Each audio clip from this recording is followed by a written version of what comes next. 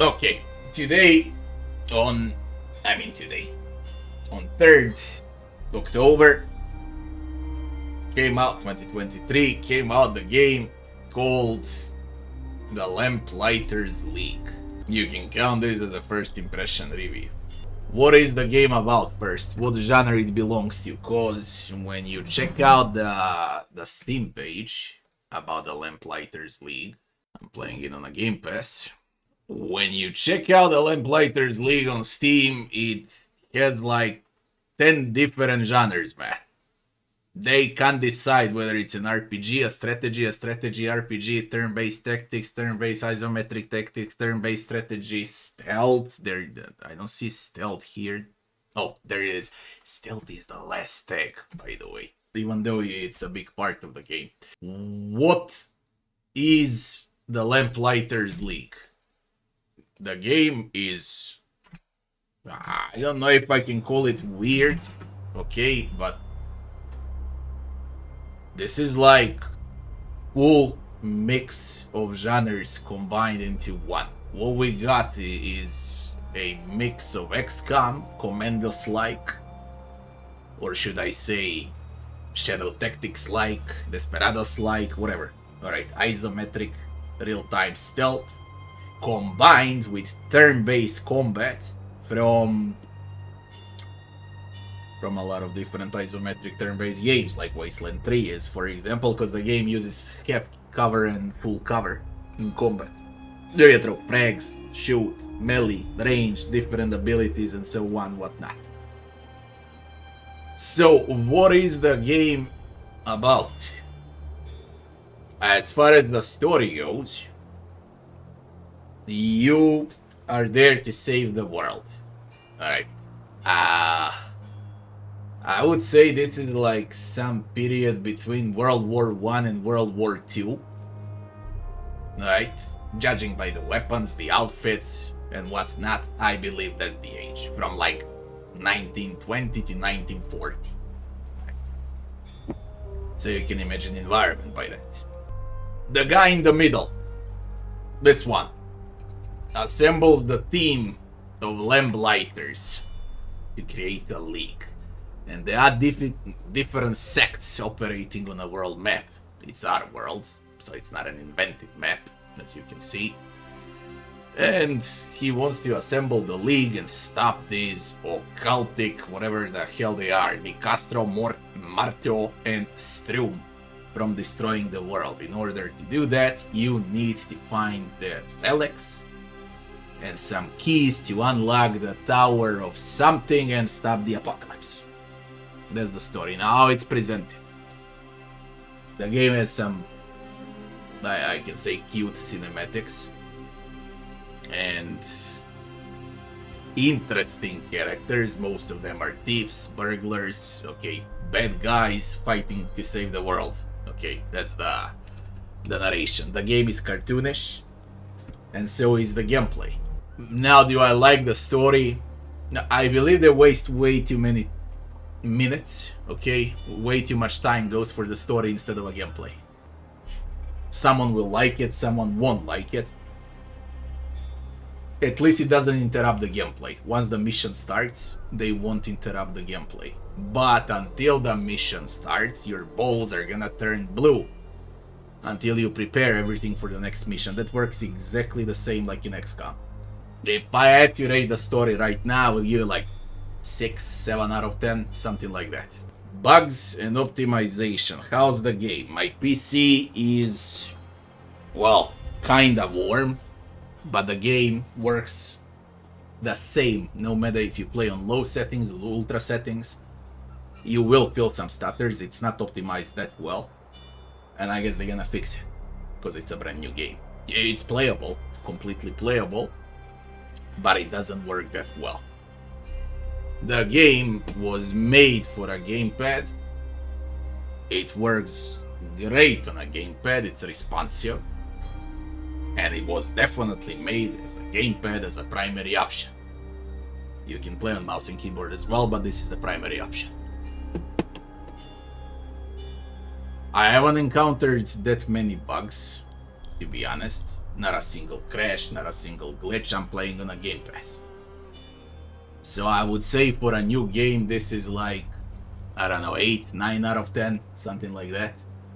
It's fine if we exclude stutters. It's not a bad game, it's 7, 8 out of 10 game, but it's not worth 50. Okay, it has its problems. It has humongous loading screens. It takes a lot of time to save. There are some questionable things about stealth as well. Enemies act, I don't know how to call them when they're searching for you, man. They're fucking berserk crazy. They don't use logic at all. They're just, I don't even know how they're able to find you when you hide like 15 screens away, but they are able to find you. I don't know. There are problems in the game, but I would say the fun factor is better than the problems in the game, in this case. For example, one of the many problems would be cards. Every time when you finish a mission, you receive cards like this, right? And you can't keep them. It's either take them or turn them into ink, but you can't keep them to switch them later on. I don't know why, man. It's just bullshit. You see what I talk about? I can either switch them or I can melt them, but I can't keep them to equip them later. Game time, to me, judging by the missions you get and what you need to accumulate and what not, and then the overview of these occults, and then, you know, your main mission and so on, this can easily be like 50 to 80 hours long game, so it's quite long, but I guess there's zero replay value. And the game time comes with the price. I'm like, I don't know what they're thinking. This is a 50 freaking bucks game, man. This ain't a 50 bucks game. I wouldn't give $5 for it because I'm playing it on a Game Pass. It was $5 on Steam. Maybe I would give $5, but I would not give $10 for this game. Luckily, it's on a Game Pass, so it's worth playing on a Game Pass. But this is a atrocious price. Okay, so you got huge game time in a repetitive XCOM-like game with stealth mechanics for $50. Atrocious. Okay, fucking atrocious. I would, right now for this price, I would give it like 4 out of 10. This is, I can't justify the price. It's disgusting. You can't price a game like this, you know, because it feels like, I already said that it feels to me like Shadow Gambit or Desperados 3 from AliExpress combined with XCOM from AliExpress, and bam, you get a game for a tablet. Okay, you play on a tablet. That's how it feels like to me. Next section would be game difficulty. I play on the hardest difficulty. Enemies act weird. I can't say they're smart. They do stupid stuff and then you make mistakes because they do stupid stuff. You think the enemy's gonna run to the left, he runs to the right, and bam, he discovers you where you're in stealth. I can't explain their behavior. You do logical things, they don't, and then it's a fuck up. If you start playing like a maniac, I guess then it's better. It's very hard to explain the AI in this game, as well as the difficulty.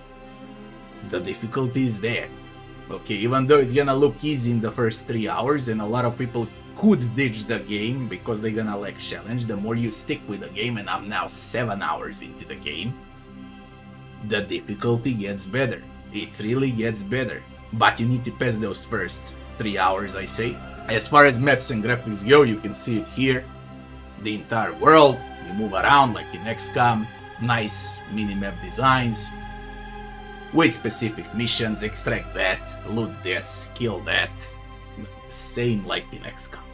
Okay, pretty much the same stuff you do in XCOM, the same you do here in XCOM. You extract civilians, here you extract agents. And the more agents you have, the bigger variety for the maps, who you're gonna send on a map. Alright.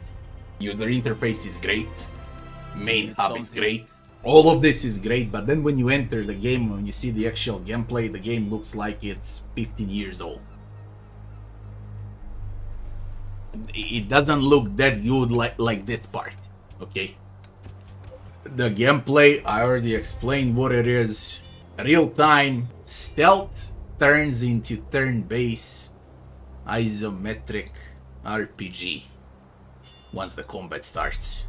As I said, how I see the game, Commandoslike meets Xcom equals the Lamplighters League. That's the gameplay. For the maps and graphics, I would give the game like 7 out of 10 for the gameplay. It's not bad at all. I like the gameplay. And I would give it like 7-8 out of 10 as well.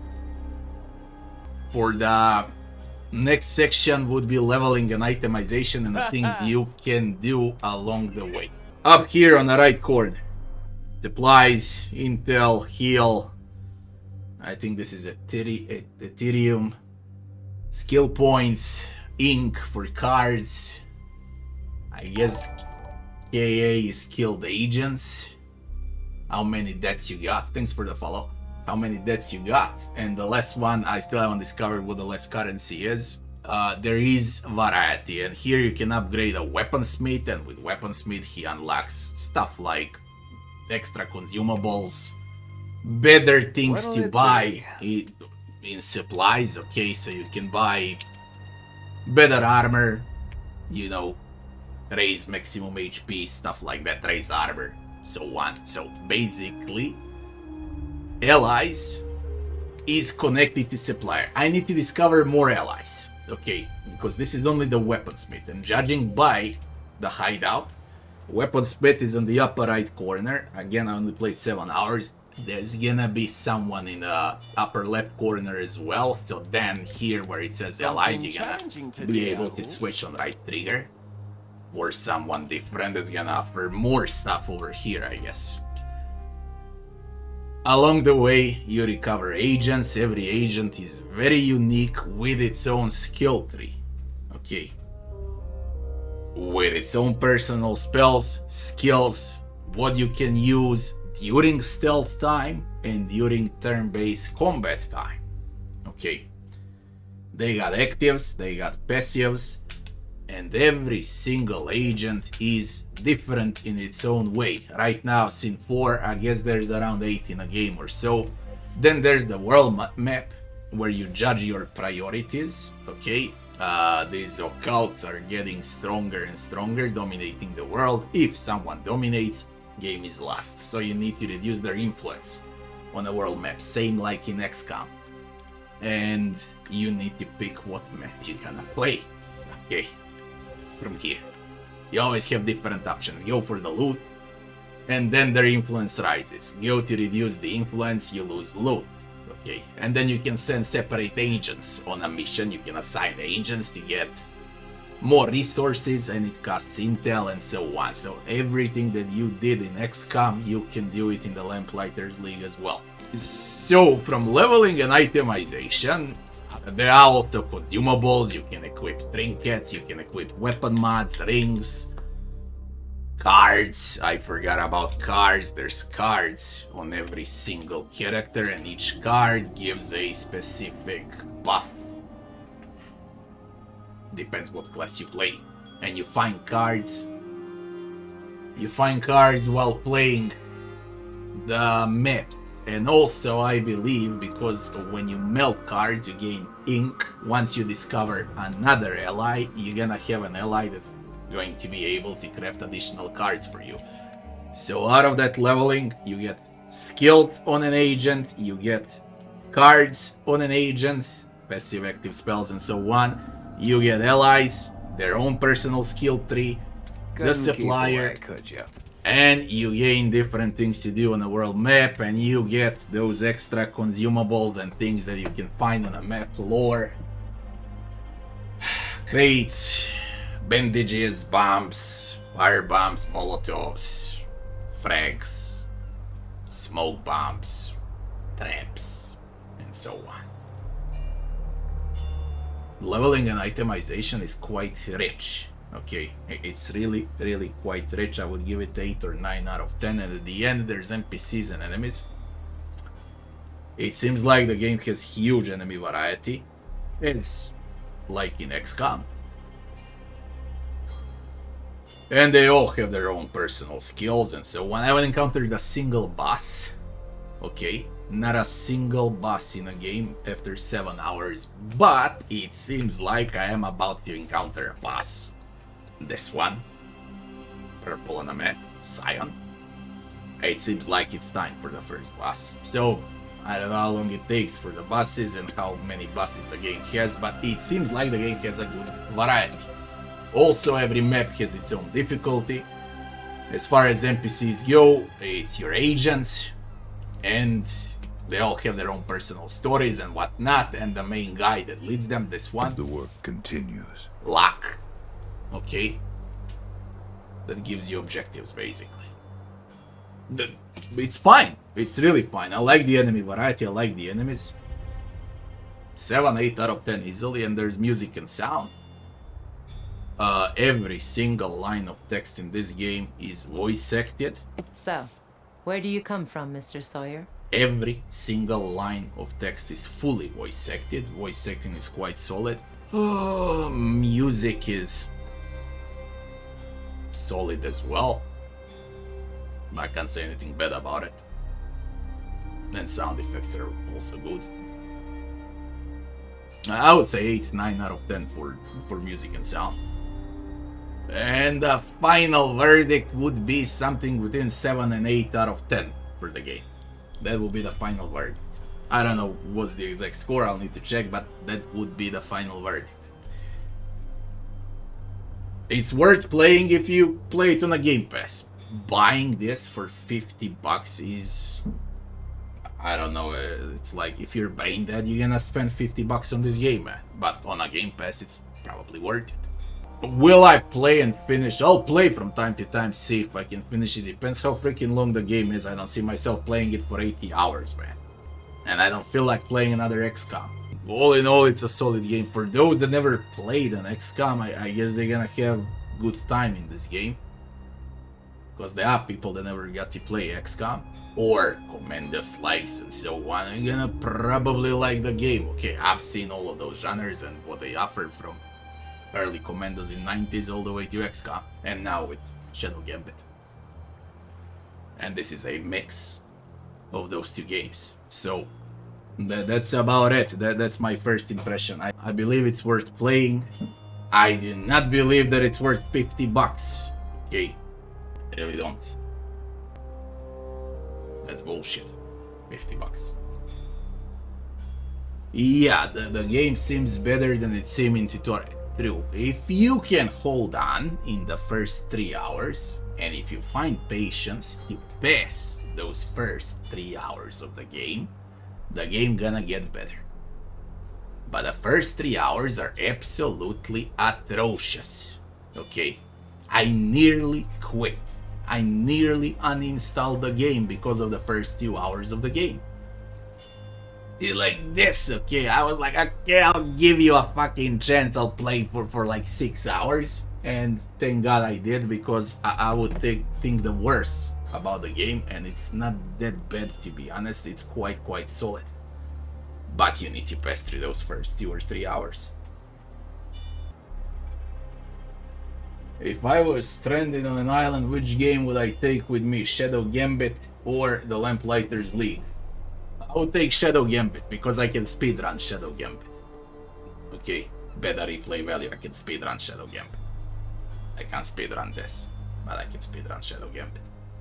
Till it gets on sale for 10. Either you wait for a 80% discount, and I'm not fucking kidding, not even 50% discount, 80% discount. Or you play it on a Game Pass. One out of those two. One little second. Anyways, it's not a bad game. It's really not a bad game. And that's about it. Let's move on. Ever heard of?